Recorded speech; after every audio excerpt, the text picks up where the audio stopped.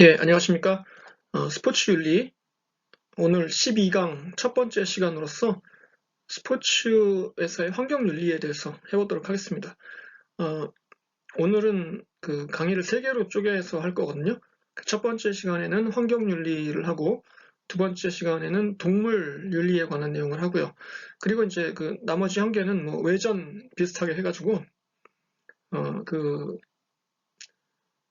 여성 스포츠와 동일 임금 그리고 뭐 차별 이런 것들을 주제로 해서 우리 지난번에 나왔던 시험 문제의 그 4번과 연관되는 주제들을 가지고 약간 뭐 특별 케이스로 한번 다뤄보도록 하겠습니다. 예. 그래서 시험에 관한 얘기는 그때 좀 하고요. 일단 오늘은 진도부터 나가서 환경윤리부터 먼저 시작하겠습니다. 환경 문제가 스포츠에서도 굉장히 중요한 문제입니다. 그러니까 뭐 요즘 뭐 우리가 환경 의 영향을 안 받는 분야가 없죠. 뭐 하물며 뭐 모든 분야에서 다 받는데 스포츠도 마찬가지죠. 그래서 이제 과연 그 환경에 관한 문제들이 스포츠에서는 어떻게 작용하는지 뭐 그런 내용들을 이제 다뤄보도록 하겠습니다.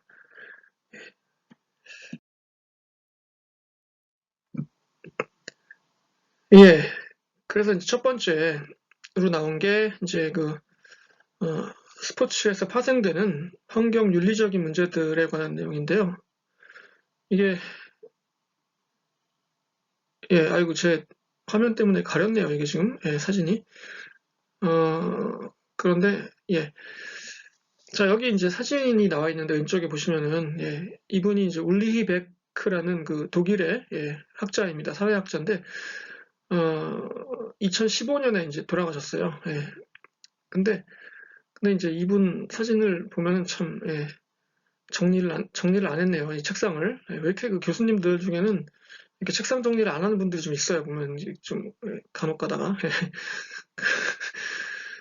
근데 이제 또 신기한 거는 잘 찾습니다. 이제 이렇게 막 어지러운데도 뭐 어딨나 이렇게 탁 하면 탁 찾아내고 막 이래요. 하여튼 그런데 이건 좋지 않은 습관이죠. 정리는 잘 하시는 게 좋습니다. 하여간 그런데 이제 이 양반이 쓴 책 중에 제일 유명한 책이 뭐 좋은 책이 많은데 이제 그 위험 사회라는 책이에요. 이게 여기 나왔듯이 리스크 소사이어티라고 영어로 이제 뭐 독일어로 원래 썼겠지만 영어 번역 제목은 리스크 소사이어티라는 책인데 이제 1987년도에 출판을 한 내용이고 이분이 뭐 굉장히 유명한 학자이기도 하지만 어, 2014년 가을 그때쯤에 한국에 온 적이 있어요. 뭐 저는 그때 한국에 없었지만 한국에 와서 이제 이 자신의 책에 대한 얘기 뭐 그 자신의 그 사상에 대한 얘기 이런 걸 했는데 먼저 그때 얘기를 좀 하자면 2014년이 그 무슨 일이 있었는지 여러분 다 아시죠? 2014년 4월 구체적으로 16일 날 그 세월호 사건이 있었잖아요. 그래서 이제 어, 이게 이제 국가의 국민이 그 소속감을 느끼고 그 세금을 내지 않습니까? 그렇죠. 그 말하자면 동창회도 회비를 내고 그러듯이 국민으로서 이제 그 세금을 내는 게 이제 의무인데 그 세금을 내고 국가에 소속되어서 사는 그 기본적인 전제는 그거잖아요. 이렇게 이 국가라는 조직이 이 나의 생명과 안전을 보호해 줄 것이다. 혹은 외부에서 적이 쳐들어오면 전쟁이 났을 때 군사력을 동원해서 나를 지켜줄 것이다. 이런 믿음이 있기 때문에 그 세금을 내는 거거든요. 근데 그런 믿음을 이게 통째로 저버리는 그 상황이었잖아요. 이게 물론 뭐 사고가 날 수도 있고 뭐 그렇지만 그 그런 그 구조 과정에서의 그 난맥성이라든가 이런 모습을 보이면서 굉장히 그 사람들이 뭐랄까요 이게 생존에 대한 어떤 그 위험을 느낀 거예요. 한국 사회 전체가. 아씨 이거 이러다가 나 그냥 죽는 거 아니야? 이거 뭐 사고 같은 거 나면은 이거 국가가 나 구해줄 것 같지도 않은데 뭐 이런 느낌을 받은 거거든요. 그래서 그런 상황에서 이제 이분이 오신 거예요. 우리나라에 와가지고 강연도 하고 이제 특히 서울시 초청으로 그때 했는데 막 굉장히 그 반응이 좋았습니다. 이제 그래가지고.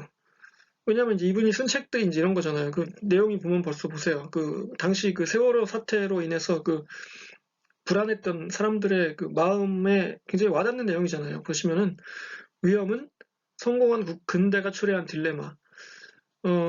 그렇죠. 근대라는 게 이게 이제 근대와 현대, 그러니까 영어로 하면 이제 모던 뭐 이렇게 부르잖아요. 근대, 뭐 현대 이런 거를. 그런데 이게 과거에 이제 중세 시대에는 이제 좀 야만적이었죠. 네.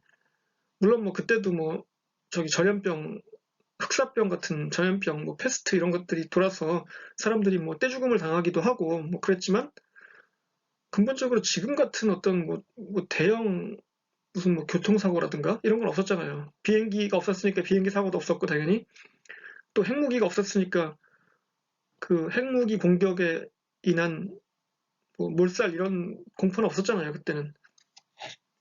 그랬는데 이제 이게 근대화, 현대화가 되면서 기술이 발전하고 빨라지고 좋긴 한데 이런 그 문제가 생긴 거예요. 위험해진 거죠, 사회가. 자, 그래서 이분이 또 이제 주장한 내용이 뭐냐면은 위험은 초국가적이고, 그러니까 어떤 나라에만 머무르는 게 아니고 비계급적이다. 그러니까 어떤 계층만 위험에 노출되는 게 아니라 모두가 다 노출된다 이런 뜻이죠. 네, 그리고 그래서 이제 결론은 새로운 근대성, 영어로 얘기하면 이제 모더니티라는 게 필요하다. 뭐 이런 주장을 펼쳤는데, 어, 저는 근데 이분의 말씀에 100% 동의하지 않습니다. 예.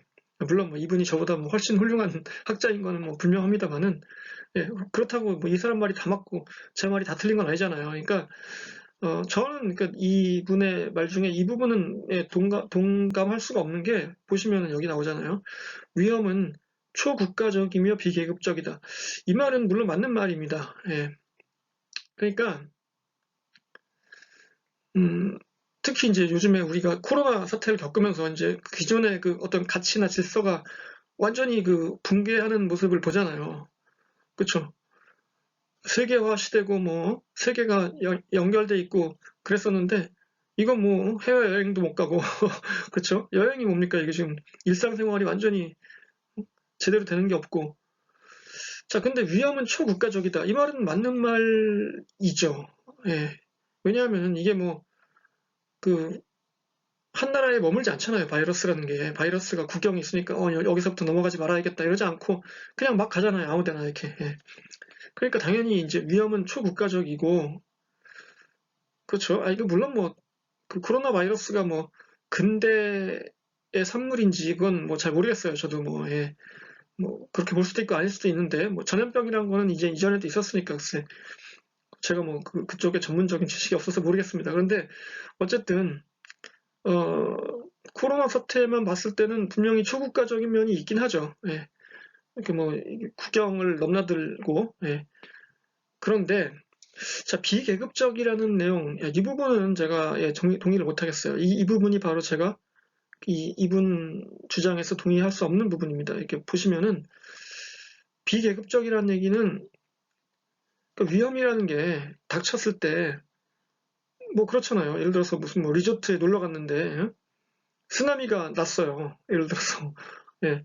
그럴 때 뭐 쓰나미의 그 파도나 그 뭐 물살이 뭐 돈 많은 사람은 피해가는 거 아니잖아요. 그러니까 뭐 그쵸 뭐 돈 많은 사람 뭐 많이 배운 사람 뭐 나이 많은 사람을 피해가는 것도 아니고 그냥 덮치는 거 아닙니까? 그러니까 비계급적으로 다 당해서 죽는다 뭐 이런 얘기인데 근데 제 생각에 이거는 아마 맞지 않다고 생각합니다. 왜냐하면 이제 보세요. 제가 그 듣기로 이제 엊그저께 들은 얘기인데 지금 미국에서 코로나 사태로 사망한 사람이 8만 명이래요. 예, 이게 숫자가 혹시 틀릴지도 모르는데 하여튼간 예. 8만 명이 죽었는데 뭐 그 사람들에 대한 그 분석을 뭐 나중에 하겠죠 이제 예, 누군가가. 근데 어, 저는 분명히 생각하기로는 그 죽은 사람들 중에 대부분은 예, 그 저소득층 그리고 이 사회 계급적으로 아마 그 낮은 쪽에 속하는 사람들이 많이 죽었을 거라고 생각합니다. 예. 그리고 인종적으로는 그 흑인이나 예, 히스패닉 쪽의 비율이 높을 거라고 예, 굉장히 강하게 의심합니다. 왜냐하면은 그러니까 뭐 미국 사회가 우리가 이제 그동안에 모델로 삼았잖아요, 미국을.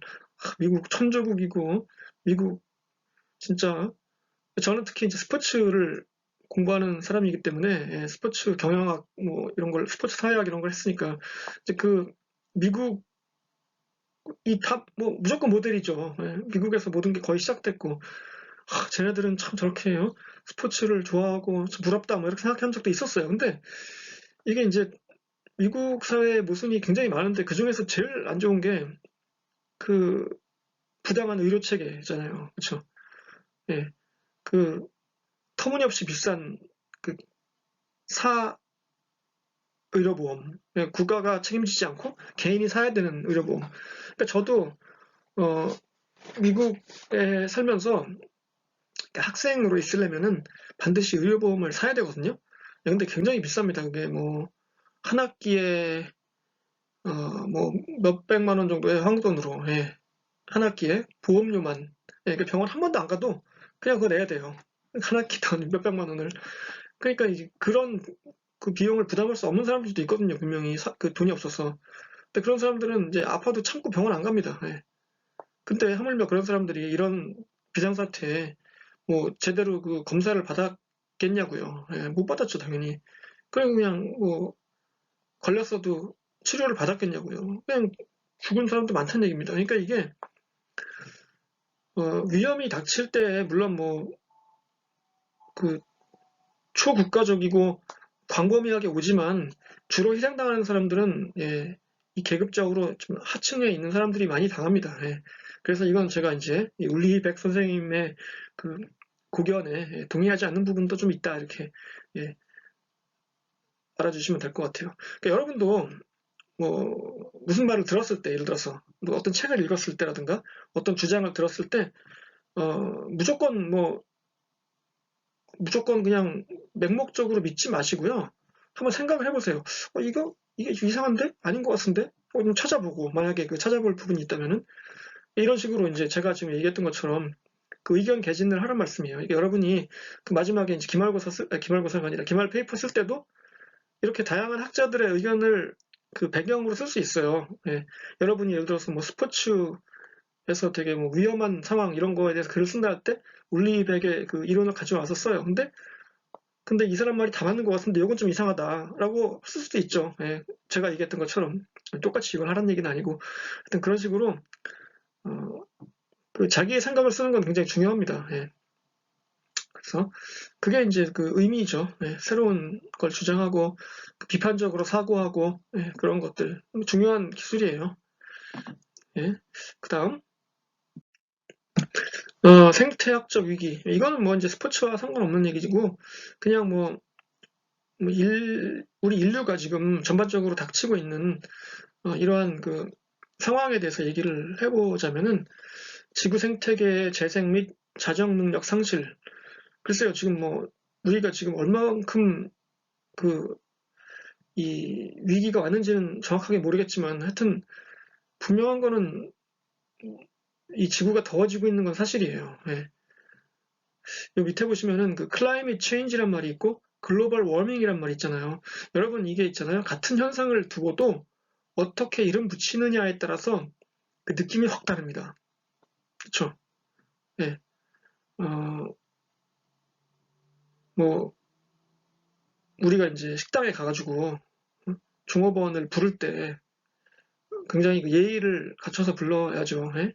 근데 어떤 사람들은 되게 그 무례하게 하는 사람들도 있잖아요. 뭐, 야, 일로 와봐! 뭐 이런 사람들도 있고, 좀 나이 많으신 분들 중에. 예. 이모님! 이런 사람도 있고, 여기요! 뭐 이런 사람도 있고, 뭐, 굉장히 다르잖아요. 근데 다 느낌이 다르죠. 똑같은 의미로 부르는 거지만, 느낌이 확 다릅니다.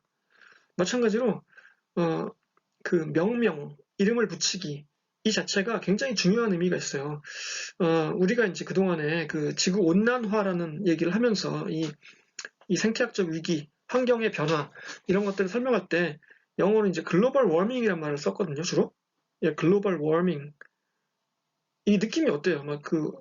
마치 그 찜질방에 들어가 있는데 갑자기 온도를 높여서 막 땀이 막 슬슬슬 흐르고 막 막 정신이 혼미해지고 막 이러면서 막 이렇게 기절하는 막 이런 느낌이 들거든요. 저는 어렸을 때부터 이상하게 이 표현을 보면은 글로벌 워밍하고 그 온실 효과라는 말이 있어요. 그쵸? 그린하우스 이펙트라고.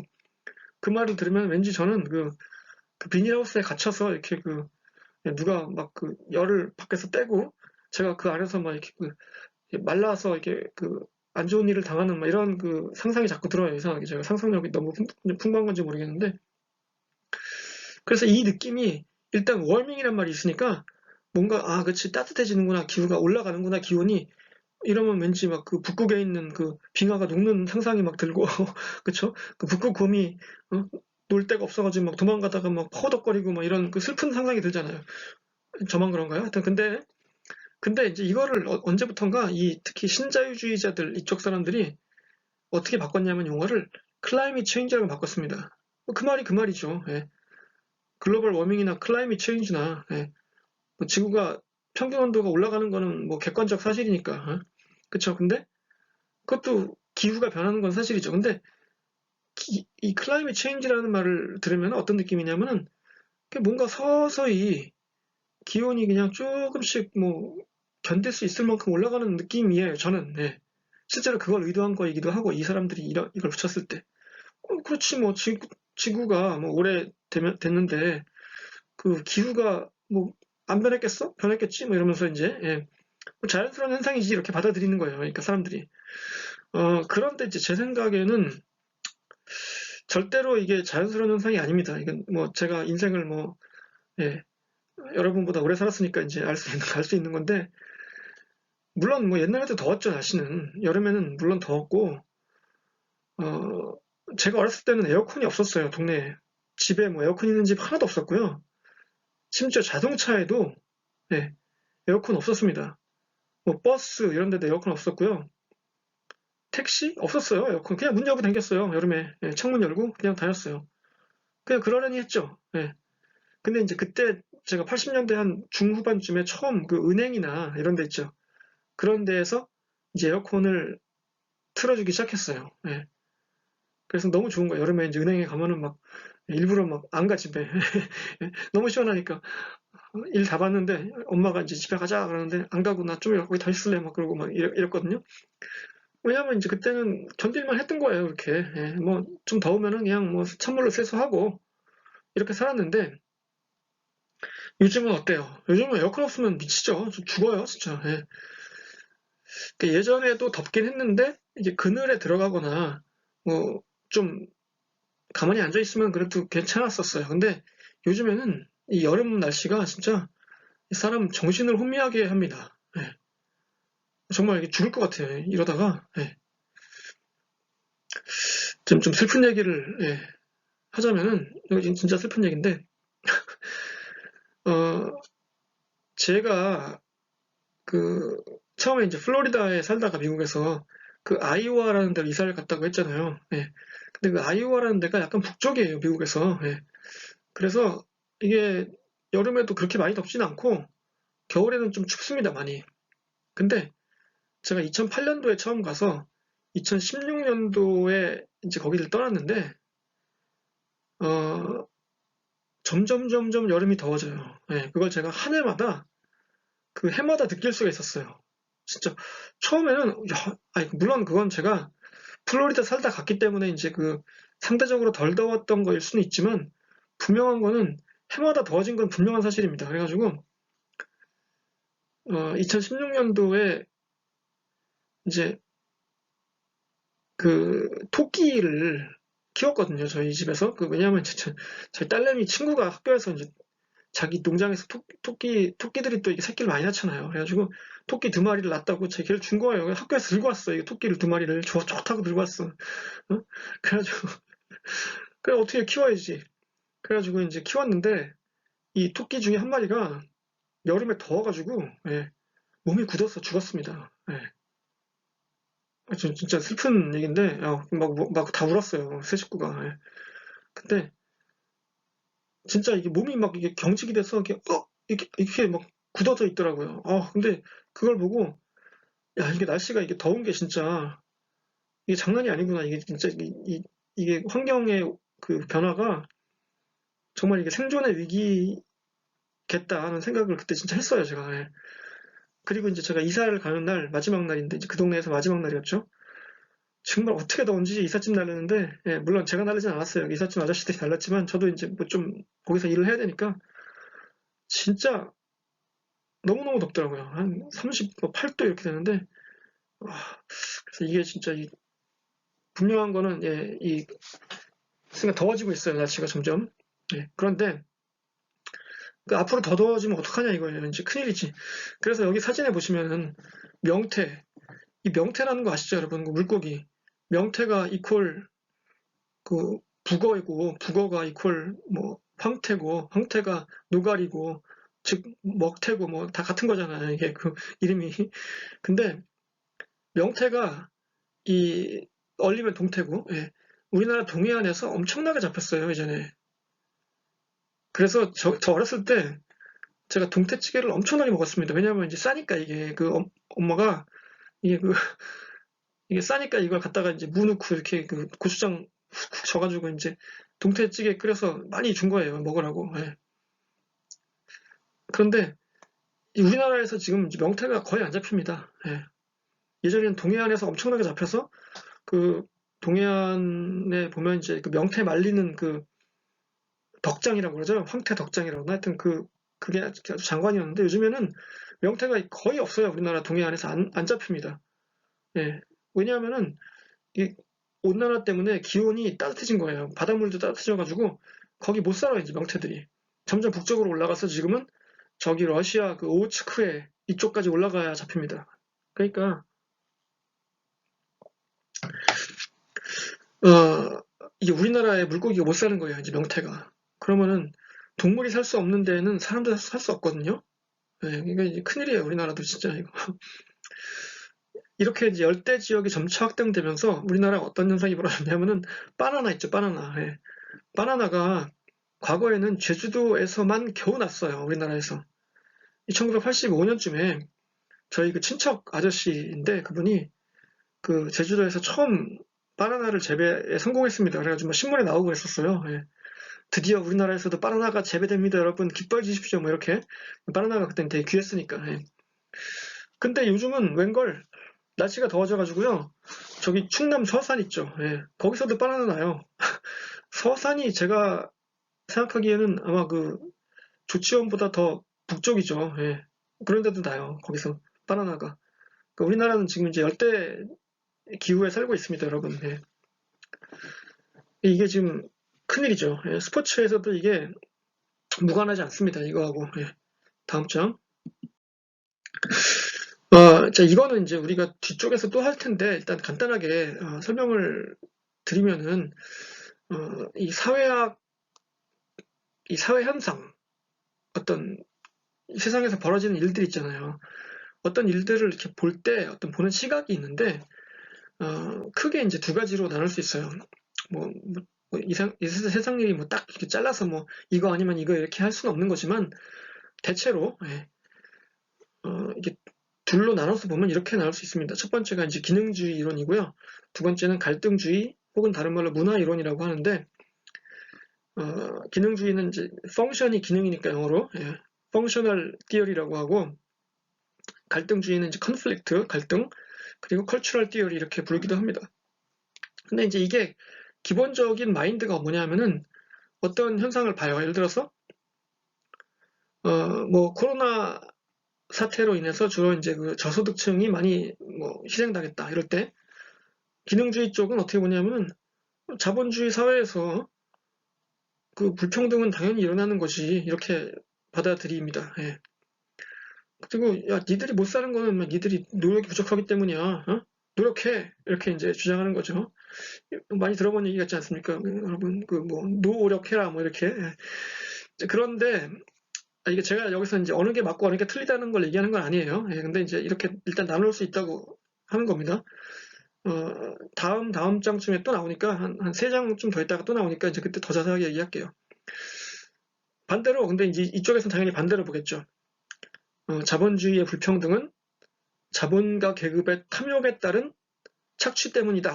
완전히 다르죠? 예, 그러니까 이 왼쪽이 어때요? 보면 이렇게 기득권층의 입장에서 세상을 본다면은 오른쪽은 그 반대에서 보는 거고, 예. 자, 이 세상에는 디비전 오브 레이버라는 게 있어. 그러니까 뭐냐면은 세상이 돌아가기 위해서는 각자 역할이 있는 거다 이렇게 주장을 합니다. 이쪽에서는. 예. 그리고 이제 세상이 돌아가려면 그렇게 열심히 각자 자리에서 열심히 해야지 말이야. 이런 거예요. 이렇게 얘기하는 반면 반대쪽에서는 디비전 오브 레이버에서 그 자본가들이 노동자를 착취하니까 문제지 이렇게 이제 얘기하는 거고요. 예. 그리고 이제 왼쪽에서는 아유 세상이 뭐 잘 돌아가고 있는데 뭘 바꿔? 괜찮아, 좋은 좋아 이런 얘기고. 자, 근데 이제 이쪽에서는 아니지, 이게 세상이 모순이 많으니까 바꿔야지 이렇게 이제 얘기하고 그 칼 마르크스 같은 마르크스 같은 사람은 뭐라고 합니까? 예, 노동자 계급, 무산 계급이 폭력 혁명을 일으켜야 된다고 주장하죠. 예. 자, 이제 마지막을 잘 봅시다. 마지막에서 그 자연, 그 기후 변화 이런 거에 대해서 어떻게 이제 보냐면은 이 왼쪽은 대체로 자연은 신이 인간에게 준 선물이고 우리가 뭐 마음껏 개발하고 이용하고 쓰면 되는 거야. 있을 때 있는 동안 쓰면 되는 거지 뭘. 그러니까 잘 쓰면 돼 이거예요. 예. 그러니까 환경 파괴 이런 거 뭐 그게 중요해. 우리가 뭐 더 잘 살고 이러는데 이용하면 되는 거지. 이렇게 약간 개발지상주의 이런 거죠. 반면 오른쪽은 환경 보호를 강조하죠. 예. 그러니까 이제 왼쪽은 어떻겠어요? 그 원자력 발전소 이런 거. 예. 당연히 개발해야지. 그 전기도 많이 쓸 수 있고 얼마나 좋아. 근데 오른쪽은 안 되지. 핵무기, 원자력 발전소 없애야 돼. 이렇게 얘기하는 거죠, 이제. 많이 들어본 그 얘기 아닙니까? 우리나라도 그 뭐랄까요? 뭐 진영에 그 따라서 뭐 굳이 말하자면 이제 오른쪽이 좌고 왼쪽이 우가 되겠는데 바뀌었네요. 이게 좌우가 하여튼간 예. 그런 식으로 이제 이런 그 가치관의 차이랄까 이런 게 굉장히 많죠. 첨예하죠. 우리나라 사회는 특히 또 이제 그 지난 한 70년 동안 워낙 그 격변했고 또 많은 일들을 겪었기 때문에 하여튼간 이 얘기를 그 또 할 시간이 분명히 옵니다. 그러니까 뭐 여기서는 이 정도 하고 넘어갈게요. 예. 골프장과 제주 환경에 관한 논문이 있습니다. 이게 이제 제가 아직 올리지는 않았는데 이걸 한번 읽어보시기 바래요. 이게 이제 골프장에 관해서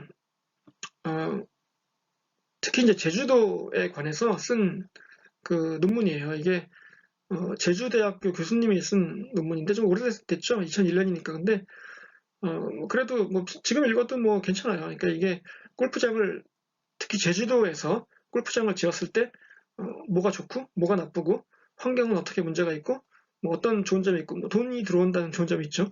이런 것들 이걸 정리한 논문이니까 이걸 제가 한번 올려드릴게요. 한번 읽어보시고요. 그다음에 자, 몇 가지 이제 그 철학의 이론들을 스포츠에서 그 적용 가능한 거 한번 보도록 합시다. 이게 이제 굳이 보면은 이게 뭐 똑같다고 할 수는 없는데 아까 우리가 봤던 그 기능주의와 갈등주의하고 좀 비슷해요. 그 왼쪽이 기능주의라고 보고 오른쪽이 갈등주의라고 보면은 뭐 대체로 맞습니다. 뭐 완전히 일치하진 않지만 그래서 보면은 인간 중심주의. 자, 여기서 이제 그 영어 단어가 좀 길고 어려운 게 나왔는데 여러분 그 영어 단어가 막 길잖아요. 이렇게 긴 단어일수록 그 이해하긴 쉽습니다. 왜냐하면은 너무 짧은 단어는 이렇게 뭐 어떻게 분석할 수가 없어요. 뭐 어원이나 어근으로 분석할 수가 없는데 이거는 딱 보면 쪼개면 나오거든요. 그래서 anthropo 몇 가지가 이게 사람이란 뜻이에요. anthropo. 그래서 anthropology 하면 이게 이제 인류학이죠. 그래서 anthropo 하면은 이게 인간이란 뜻이고 centrism은 우리가 예전에 그 ethnocentrism 할 때 배웠습니다. 생각납니까? ethnocentrism. 자민족 중심주의. 그래서 이게 이제 사람 중심주의죠. 쉽게 말하면 인간 중심주의니까. 오른쪽은 앞에 붙은 말로 알 수 있죠. 에코는 뭐 환경이나 자연을 말하고 바이오는 뭐 생명이니까 예, 생명이나 자연 중심주의 이런 얘기죠. 그러니까 인간이 다다 이거죠. 인간이 중심이다. 그리고 왼쪽은 오른쪽은 아니다. 인간은 자연 중에 하나다 이런 얘기니까 보시죠 하나씩. 인간이 제일 중요하고 본질적이고 도덕적이다. 그 밖에는 다 도구다. 이게 이제 그 성경에도 나오는 어떤 일종의 그 가치잖아요. 성경에서 주장하는 게 이제 그 영혼이 인간에게만 있고 동물에게는 없다 이렇게 예, 보통 주장하니까 예. 근데 글쎄 모르겠어요. 저는 뭐 근데 고양이나 개 정도 되면은 글쎄 저는 있을 것 같기도 해요. 어떻게 보면 걔네들 이렇게 생각하는 거 보면 가끔 예, 사람보다 날 때도 있거든요, 진짜. 예. 그래서 뭐 저는 모르겠습니다. 근데 하여튼 예. 그러니까 인간 중심주의는 인간이 최고. 예, 그 밖에 다 자유롭게 쓸 수 있는 도구다 이거죠. 그 예전에 그 그리스 시대 때 이제 철학자였던 프로타고라스는 인간은 만물의 척도 이렇게 주장했습니다. 또 인간은 진리의 척도라고도 했고요. 인간이 모든 문제를 해결할 수 있고 기술 만능주의이며 기계론 이렇게 이제 이어지는데 이쪽으로 오면은 인간은 다른 존재와 더불어 살아가야 되고 그 유명한 그 알버트 슈바이처라는 그 박사님 있죠. 예, 아프리카에서 이제 봉사했던 분 생명에 대한 경외 그렇죠. 그 생명에 대해서 존중을 해야 된다 이런 그 사상을 이미 뭐 한참 전에 예, 펼치셨습니다. 제가 그 고등학교 2학년 때인가 1학년 때 그 1학년 때인 것 같은데요. 예, 그 교과서 영어 교과서에 그 이 알버트 슈바이처에 대한 내용이 나온 적이 있어요. 그 단원 이름이 Reverence for Life였습니다. 예, 생명에 대한 경외. 지금도 생각나는데요. 그러니까 이게 그 생명에 대한 어떤 경외라는 거는 약간 두려워하면서 존중한다는 뜻이니까 예, 그 존중하는 건데 이제 두려워하면서 예, 그렇게 하는 거죠. 인간은 정복자가 아니고 같이 살아가는 일부이다.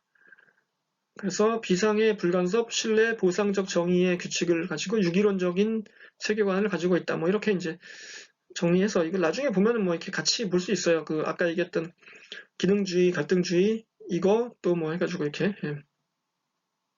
다음 예, 어느덧 마지막 슬라이드가 됐습니다. 이제 뭐 이번 슬라이드는 좀 약간 철학적이고 좀 그런 쪽이 많아가지고 좀 재미가 없었는데, 자, 마지막으로 이제 해겔의 예, 변증법 이런 거를 얘기를 해보고, 뭐, 오늘 일단 첫 번째 시간 마칠게요. 근데, 이 해겔은 이제 독일 사람이고요. 보다시피, 예. 이제 언제쯤 사람이냐면은 뭐 이게 뭐 언제 태어났는지 뭐 이런 걸 외울 필요는 없는데, 해겔은 칸트 그 직후라고 보시면 됩니다. 칸트가 1804년에 이제 죽었거든요. 예.